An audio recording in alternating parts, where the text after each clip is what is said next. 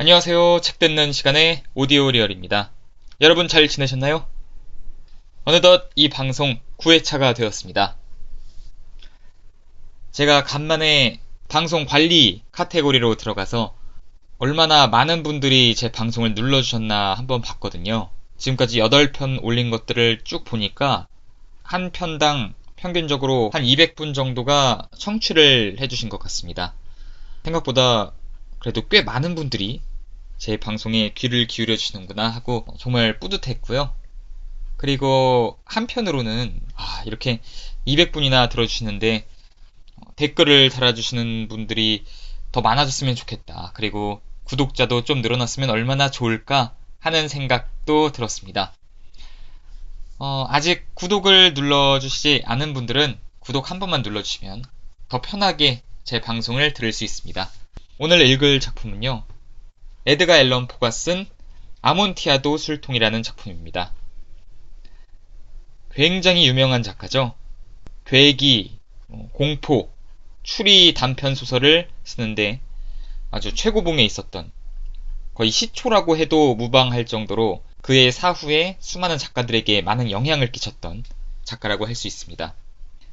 에드가 앨런 포는 문장에 특색이 있다라고 하기보다는 그 사람이 직접 창조해내는 이야기의 흥미로움만으로도 충분히 작품의 가치를 드높이는 작가라고 할 수 있습니다. 오늘도 그래서 에드가 앨런 포가 쓴 아주 재미있는 이야기를 같이 읽어보겠습니다.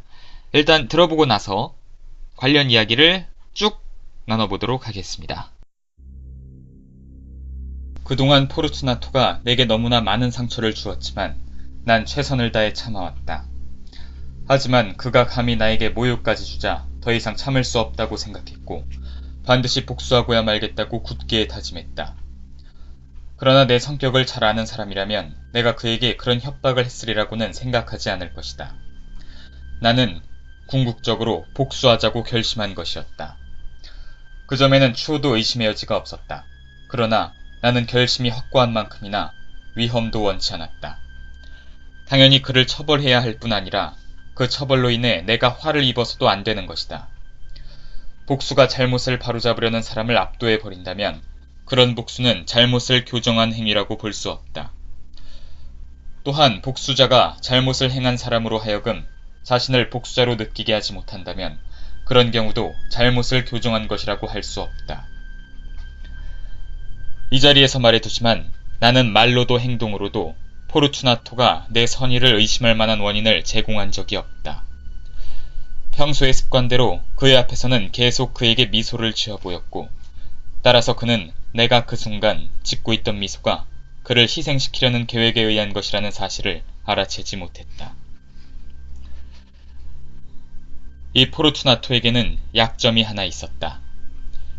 비록 다른 면으로는 존경할 만하고 심지어는 경외의 대상이 될 만한 사람이기도 했지만 말이다. 그는 포도주를 감식하는 자신의 능력에 대한 자부심이 대단했다. 포도주 감식에 있어서 이탈리아 사람 중 진정으로 명인의 경지에 든 사람은 드문 편이다.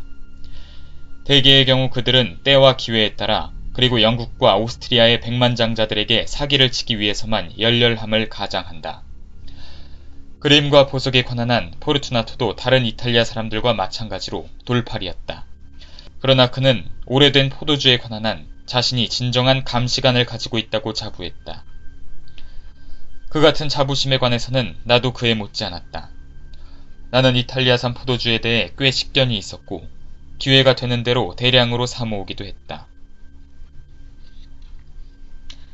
카니발의 광적인 열기가 최고조에 달한 어느 날 저녁 해질 무렵 나는 그 친구와 길에서 마주쳤다.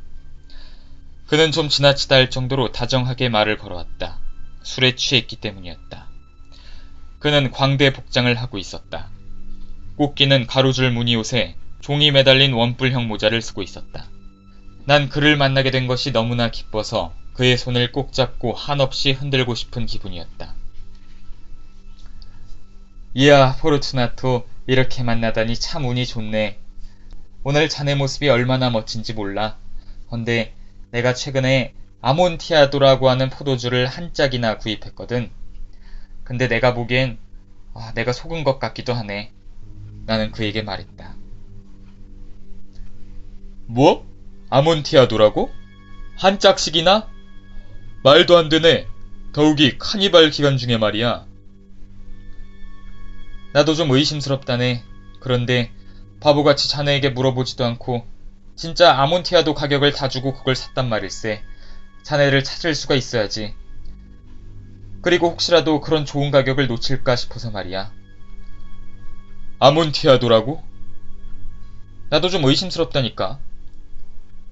아몬티아도라고? 하여튼 진위를 가려야겠어. 아몬티아도라고? 자네가 바쁜 것 같으니 그냥 나는 루체 씨한테 가봐야겠네. 감식력 있는 사람을 꼽자면 아무래도 그 친구가 괜찮은 편이니까. 그 친구라면 말해줄 수 있을 테지.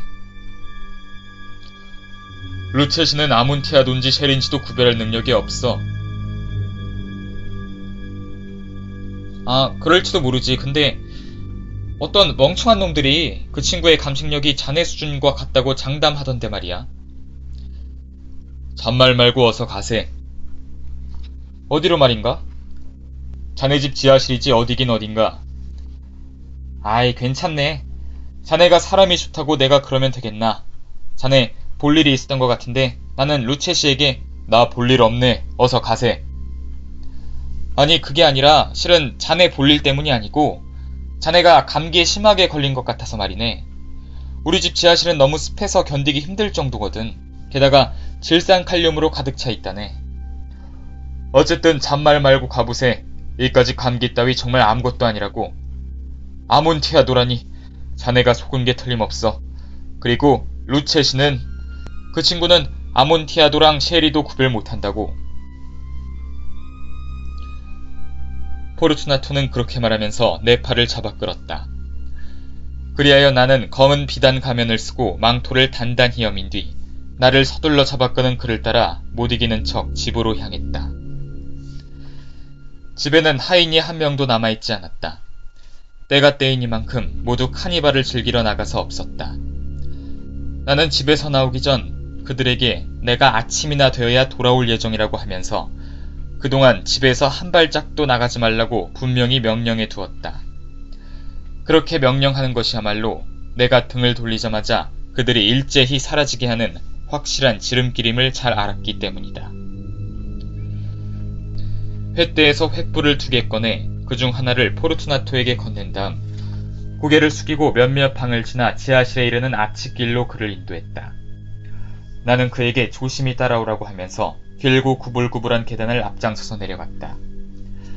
마침내 우리는 계단 아래 도착해서 몬트레소르 집안 지하묘지의 축축한 바닥에 함께 서 있게 되었다. 포르투나토는 걸음걸이가 불안정했고 따라서 그가 한 발짝 한 발짝 내디딜 때마다 그의 모자에 달린 방울이 딸랑딸랑 소리를 냈다. 술통은? 그가 말했다. 더 들어가야 있네. 그런데 이 지하 동굴의 벽에서 빛나는 새하얀 거미줄 좀 보게. 내가 말했다. 그는 나를 향해 돌아선 뒤 술 취한 사람답게 눈물이 반짝이는 탁한 2 눈동자로 내 눈을 들여다보았다. 질산칼륨이라고 했나? 마침내 그가 물었다. 그렇네, 질산칼륨일세. 자네 이렇게 기침을 한 지 얼마나 됐나? 불쌍한 친구는 몇 분 동안 대답조차 하지 못했다. 이까짓 것 아무것도 아닐세. 마침내 그가 말했다. 이리 오게. 나는 단호하게 말을 이었다. 돌아가세. 자네 건강이 더 중하네. 부유한 데다 존경과 찬탄과 흠모를 함께 받고 있는 몸 아닌가. 한때 나도 그랬던 것처럼 행복하게 살고 있고. 우리가 이룰 수 없는 사람이잖는가. 나야 뭐 별 볼 일 없는 사람이지만. 돌아가세.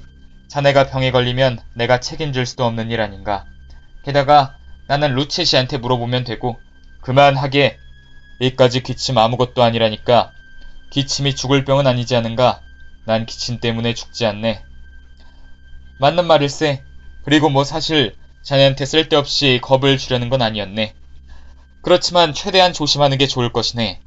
이 매독산 약주를 한 잔 마시면 지하실의 도끼 따위는 아무것도 아니겠지. 나는 그렇게 말한 뒤 포도주 보관용 선반에 일렬로 나란히 얹힌 똑같은 모양의 병 하나를 들어 마개를 땄다. 마시게나. 내가 그에게 포도주를 건네며 말했다. 그는 음흉하게 미소를 지으며 입으로 술병을 가져갔다. 그는 잠시 멈췄다가 나를 향해 친근한 태도로 고개를 끄덕였고 그의 모자에 달린 종이 딸랑딸랑 소리를 냈다. 우리를 둘러싼 묘지에 잠든 고인들을 위해 마시겠네. 그가 말했다. 그리고 난 자네의 장수를 위해서 마시겠네.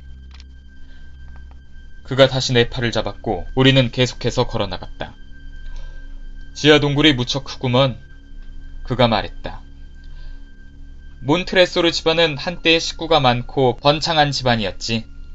내가 대답했다. 자네 집안에 문장이 뭐였는지 생각이 안 나는데. 담청색 배경에 거대한 황금빛 발이 그려진 것이라네.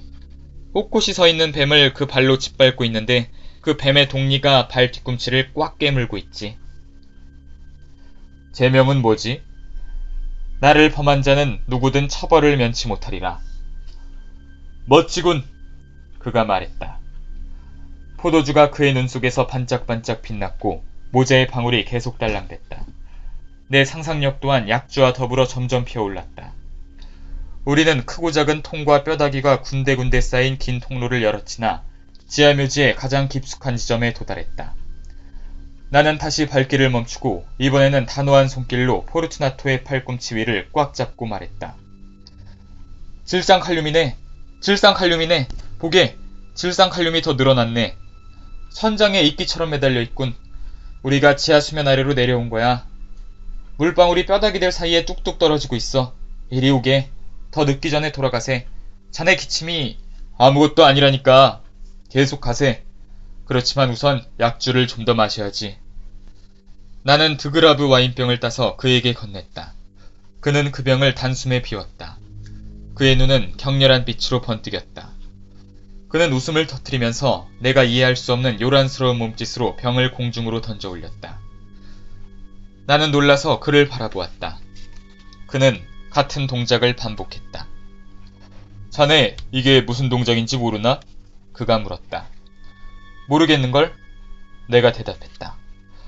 그렇다면 자네는 단원이 아니군. 무슨 말인가? 자네가 프리메이슨 단원이 아니란 말일세. 아니, 맞아. 자네가? 말도 안 돼. 자네가 프리메이슨이라니. 프리메이슨이라니까. 암호를 보여주게. 이게 바로 그 암호일세. 망토자락 속에 감춰뒀던 흑손을 꺼내 보이며 내가 대답했다. 자네 농담하는구먼. 그가 몇 발짝 물러서며 외쳤다. 아무튼 아몬티아도를 시음하러 가세. 그렇게 하세. 나는 흑손을 망토 속에 도로 집어넣은 뒤 다시 그를 향해 내 팔을 내밀었다. 그의 몸이 내 팔에 무겁게 실렸다. 우리는 아몬티아도를 향해 계속 전진했다. 몇 개의 낮은 아치 밑을 통과해 앞으로, 밑으로, 앞으로, 다시 밑으로 나아가다가 마침내 땅속 깊숙한 곳에 있는 지하 납골 땅에 도착했다. 그곳은 공기가 너무 탁해 우리가 든 횃불조차 활활 타오르기보다는 그냥 이글거릴 뿐이었다. 지하 납골 땅 속 끝까지 깊이 들어가니 그 방보다 더 작은 또 하나의 납골 땅이 나타났다. 파리에 있는 거대한 납골 땅처럼 그곳에도 해골이 머리 위 천장에 닿을 정도로까지 수북이 벽면을 따라 쌓여 있었다. 이 내밀한 묘지의 삼면이 모두 그런 식으로 장식돼 있었다. 네 번째 벽에는 뼈들이 무너져 내려 바닥 여기저기에 제멋대로 수북이 쌓여 있었고 그중 한 곳에는 상당히 큰 무더기가 있었다. 뼈가 무너져 내리는 바람에 우리는 그 벽 쪽으로 가로 세로 1m, 높이 2m 정도의 또 하나의 내밀한 지하방이 있다는 것을 알 수 있었다. 이 방은 의도적으로 만든 것이라기보다는 지하묘지의 천장을 받치는 두 기둥 사이의 공간과 뒤쪽에서 그 두 기둥을 연결하는 단단한 화강한 벽들 중 하나에 의해 이루어진 것처럼 보였다. 포르투나토는 불빛이 잦아든 횃불을 들고 동굴 안쪽을 들여다보려고 했지만 소용이 없었다. 불빛이 워낙 희미해서 깊숙한 동굴 안 반대편 벽까지 보이지 않았던 것이다. 어서 들어가 보세. 바로 이 안에 아몬티아도가 있거든. 아마 루체시로 말하자면 내가 말했다. 그놈은 멍텅구리 바보일세. 그는 내 말을 막으면서 비틀비틀 발을 내디뎠고 나는 그의 뒤를 바짝 따라갔다. 그는 곧바로 그 골방의 끝에 도착했는데 바위가 앞을 가로막고 있는 것을 보고 어리둥절한 채 멍하니 서 있었다. 다음 순간 나는 그를 화강암으로 된 벽에 결박시켰다. 화강암 표면에는 가로로 60cm 정도 간격을 두고 철못 2개가 나란히 박혀 있었는데 그 철못 하나엔 짧은 사슬이, 다른 하나엔 맹꽁이 자물쇠가 늘어뜨려져 있었다. 나는 순식간에 사슬을 던져 그의 허리 주변에 두른 뒤 자물쇠를 채웠다. 그는 너무 놀란 나머지 전혀 저항하지 못했다. 나는 열쇠를 자물쇠에서 얼른 빼낸 뒤 그 구석방을 빠져나왔다. 손을 벽에 대보게 분명 질상칼륨이 만져질 걸세. 그렇네. 정말 습한 곳이지. 되돌아 나가자고 다시 한번 간청하네. 싫다고? 그렇다면 할 수 없이 자네를 여기 놔두고 가야겠군. 하지만 그러기 전에 우선 최선을 다해 자네를 돌봐줘야겠네. 내가 말했다. 아몬티아도는! 그 친구는 아직 충격에서 벗어나지 못한 채 외쳤다. 맞네. 그게 아몬티아도일세. 내가 대답했다.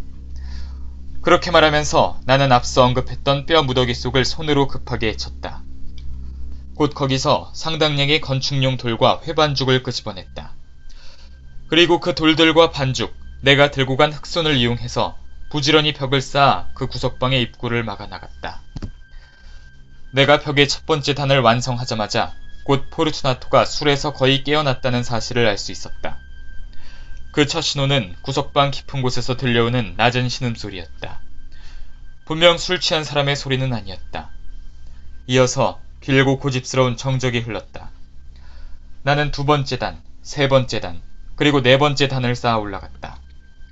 사슬이 난폭하게 흔들리는 소리가 귀에 들려왔다. 그 소음은 몇 분 동안 이어졌는데 그 몇 분 동안 나는 하던 일을 멈추고 뼈 무더기 위에 주저앉아 그 소리를 음미했다. 마침내 쇠사슬이 덜컹거리는 소리가 그쳤고 나는 다시 흑손을 들어 5번째, 6번째, 그리고 7번째 단을 재빨리 쌓아 올렸다. 벽은 이제 거의 내 가슴께까지 올라왔다. 나는 다시 벽돌 쌓기를 멈추고 방금 쌓아 올린 벽 위로 횃불을 틀어 올려 구석방 안에 있던 그 친구 머리 위로 희미한 빛을 보내주었다. 사슬에 묶인 희미한 형체의 목에서 크고 사나운 고함 소리가 갑작스레 터져나와 길게 이어졌는데 그 소리로 인해 내가 뒤로 확 밀려난다는 느낌까지 받았다. 아주 잠깐 동안이었지만 난 망설였고 떨기까지 했다. 차고 있던 칼집에서 단도를 꺼내 그것으로 구석방 주변 벽을 더듬었다. 그러나 다음 순간 정신을 차리고 안도의 한숨을 내쉬었다. 지알묘지의 단단한 벽에 내 손을 얹자 만족감이 느껴졌다. 나는 다시 벽으로 다가갔다. 그리고 그의 아우성 같은 고함 소리에 대고 맞고함을 쳤다. 그와 똑같이 소리를 지르면서 그의 아우성에 한몫 보탠 셈이었다. 심지어는 한술 더 떠서 더 크고 더 거센 소리로 고함을 지르기까지 했다. 그렇게 하니까 그의 아우성 소리가 잦아들었다. 이윽고 자정이 찾아왔고 내 과제도 끝나갔다. 나는 8번째, 9번째, 10번째 단을 완성시켰다. 그런 뒤 마지막 11번째 단의 일부를 마쳤다. 단 하나의 벽돌만을 끼워 넣어 회로 발라버리면 끝나는 순간이었다. 벽돌의 무게 때문에 낑낑대면서 들어올려 그 일부를 빈자리에 끼울 수 있었다. 그러나 바로 그 순간 구석방에서 낮은 웃음소리가 들려나와 내 머리카락을 곤두서게 했다. 웃음소리에 이어 존귀하신 포르투나토 나으리의 목소리라고 보기 어려울 정도로 구슬픈 목소리가 그곳에서 새어나왔다. 그는 이렇게 말하기 시작했다. 참으로 익살스러운 장난이군. 아주 기막힌 장난이야. 앞으로 내 성에서 이 일을 두고 참 많이 포복절도하게 될 걸세. 포도주를 마시면서 말이야. 아몬티아도 포도주를 마시면서 그러시게. 내가 말했다. 그렇네. 아몬티아도 포도주를 마시면서 말이야. 그렇지만 밤이 너무 깊지 않았나? 성에서 나를 기다리고 있지 않을까? 내 아내와 사람들이. 그러니까 어서 돌아가도록 하세. 그러세, 어서 돌아가도록 하세. 제발 자비를 베풀어 주세, 몬트레소르. 그러세, 신의 자비를 위해서 그렇게 하세. 그러나 이 말에 대한 대답을 들으려고 귀를 기울여 보아도 안에서는 아무런 대꾸가 들려오지 않았다. 나는 더는 참지 못하고 큰 소리로 그의 이름을 불렀다. 포르투나토! 대답이 없었다. 나는 다시 불렀다. 포르투나토! 여전히 아무 대답도 들려오지 않았다. 나는 벽돌 사이의 구멍으로 횃불을 집어넣어 그것을 안쪽으로 떨어뜨렸다. 그에 대한 반응으로 들려온 것은 방울이 딸랑거리는 소리뿐이었다. 나는 멀미를 느꼈다. 그 지하묘지에 찬 습기 때문이었다. 나는 서둘러 작업을 마무리 지었다. 마지막 벽돌을 제자리에 완전히 밀어넣고 회를 발라 막았다. 그리고 낡은 뼈무더기를 새로 지은 벽에 기대 쌓아 올렸다. 그 후 반세기 동안 어떤 인간도 그 뼈무더기 속에 손을 대지 않았다. 부디 평화롭게 잠드시길.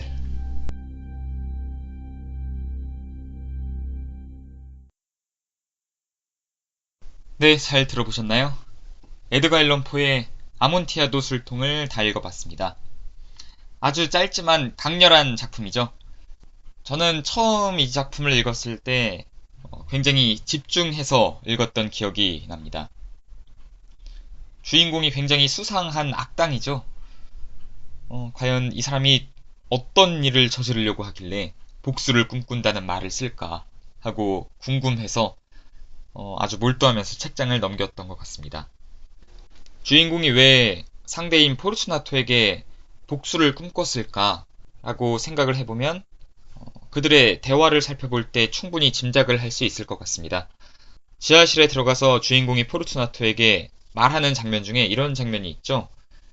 포르투나토, 너는 나와 다르게 사람들에게 존경과 사랑을 받는 인물이니까 지금이라도 돌아가자. 이렇게 말하는 걸로 봐서 위화감이랄까요? 아니면은 자신의 자존심이 깨지는 그런 상황을 계속 이 포르투나토가 유발해서 그것 때문에 마음이 상해 있었던 게 아닐까 하는 추측을 해볼 수가 있습니다. 저런 장면도 한번 짚고 넘어가야 할 것 같아요. 주인공이 포르투나토에게 흑손을 내미는 장면. 그 장면에 앞서서 포르투나토가 하는 동작에 대해서, 이상한 동작에 대해서 이것이 프리메이슨의 특유의 동작이다 라고 말을 하는데 주인공이 나도 프리메이슨인데? 이렇게 말을 했더니 포르투나토가 또 자존심을 짓뭉개는 말을 하잖아요. 야, 네가 프리메이슨이라고? 하면서요. 이런 것들이 어쩌면은 포르투나토의 평소의 언행에도 조금 묻어 있었기 때문에 주인공이 범죄 행위를 저지르는데 점차 동기를 부여했던 게 아닐까 싶습니다. 이 작품을 읽고 나서 드는 한 가지 의문점은 이 화자가 누군가에게 자신의 과거 이야기를 들려주는 형식이잖아요, 이 작품이. 그렇다면 과연 이 화자는 누구에게 그리고 어디에서 어떤 상황에서 이 이야기를 들려주는 것일까 하는 점입니다. 아무래도 이 고백이 상당히 비밀로 감춰줄 수밖에 없는 민감한 문제인 거잖아요. 자신의 입장에서 봤을 때는. 그런데 이러한 것을 상세하게 풀어서 설명할 수 있는 대상은 과연 누구일까 하고 생각을 해볼 수 있을 것 같아요. 어쩌면 이 주인공이 자신의 살인 행각이 밝혀져서 어디 경찰서나 법원에 들어가서 거기서 진술을 하는 것일 수도 있고요. 아니면 마지막 문장에서 반세기가 넘게 뼈 무더기 무덤들을 찾아본 사람이 아무도 없었다라고 하는 것으로 미루어서 짐작하건대 어쩌면은 50년이 지나서 자신이 죽을 때가 다 되었을 때 자신의 아주 가까운 사람들 아니면 하인들을 상대로 내가 이렇게 했었지 하면서 모두 다 고백을 하고 세상을 떠나려고 하는 게 아닐까 하는 추측도 해볼 수 있을 것 같습니다. 여러 면에서 상당히 흥미로운 작품이었습니다. 짧지만 아주 재밌었죠? 네, 이제는 마칠 시간이 된 것 같습니다. 다음에도 계속해서 재미있는 이야기들을 가져올 테니까요. 구독 한 번씩만 눌러주시면 감사하겠습니다. 예, 다음 시간에 알찬 내용으로 또 찾아뵙죠. 안녕히 계세요.